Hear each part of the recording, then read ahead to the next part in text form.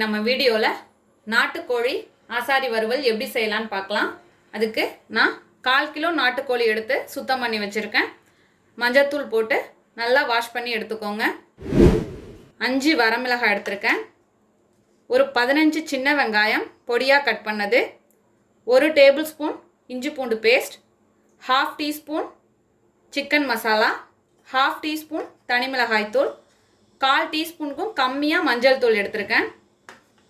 உப்பு தேவையான அளவு, நல்லெண்ணெய் தேவையான அளவு. இப்போ எப்படி செய்யலான்னு பார்க்கலாம்.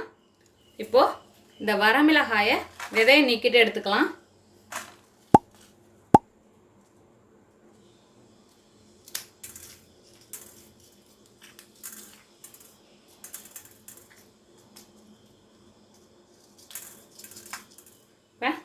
இது போல் விதையை நீக்கிட்டு வரமிளகாவை எடுத்தாச்சு. இப்போ ஒரு கடாய் எடுத்துக்கிட்டேன். இதில் ஒரு 5 டேபிள் ஸ்பூன் அளவுக்கு நல்லெண்ணெய் சேர்த்துக்கலாம்.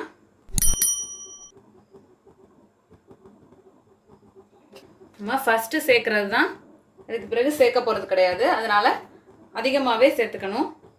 இந்த நாட்டுக்கோழி வறுவலுக்கு முதல்ல நல்லெண்ணெய் தான் டேஸ்ட் கொடுக்கும். அதனால் அதிகமாக சேர்த்துக்கோங்க.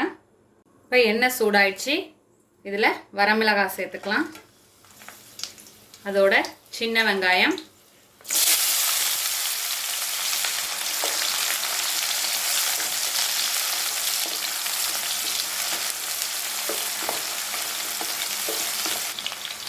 இப்போ இஞ்சி பூண்டு பேஸ்ட் சேர்த்துக்கலாம்.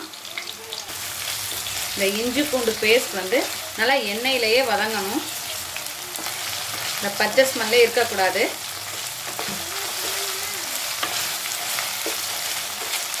இப்போ இதில் மசாலாலாம் சேர்த்துடலாம்.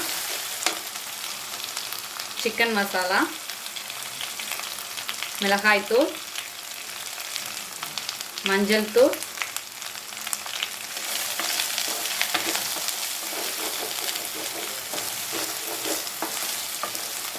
இப்போ இதோட சிக்கனை சேர்த்துடலாம்.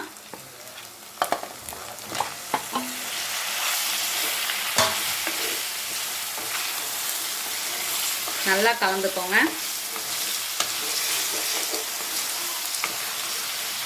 இப்போ வறுவலுக்கு தேவையான அளவு உப்பு சேர்த்துக்கலாம். இந்த எண்ணெயிலேயே கொஞ்சம் நேரம் வதங்கணும் சிக்கன்.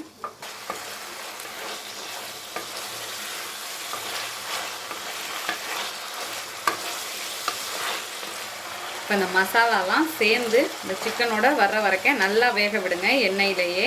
இன்னும் நம்ம தண்ணியே சேர்க்கலை. இப்போது இதில் ஒரு கிளாஸ் தண்ணி சேர்க்குறேன்.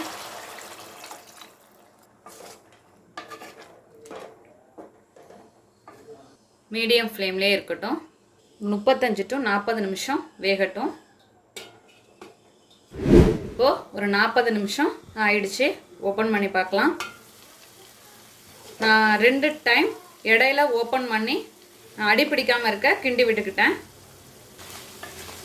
இப்போ சூப்பராக ரெடி ஆகிருக்கு. இந்த நாட்டுக்கோழி ஆசாரி வறுவல் இந்த அளவுக்கு ரொம்ப ட்ரையாக இருக்கக்கூடாது. கொஞ்சம் செமி கிரேவியாக தெரியணும். நல்லா வெந்து வந்துடுச்சு. அவ்வளோதான், நம்மளோட அருமையான அற்புதமான நாட்டுக்கோழி ஆசாரி வறுவல் தயாராகிடுச்சு. இதே போல் நீங்களும் உங்கள் வீட்டில் செஞ்சு பார்த்துட்டு எப்படி வந்துச்சுன்னு கமெண்ட்டில் சொல்லுங்கள். தேங்க்யூ.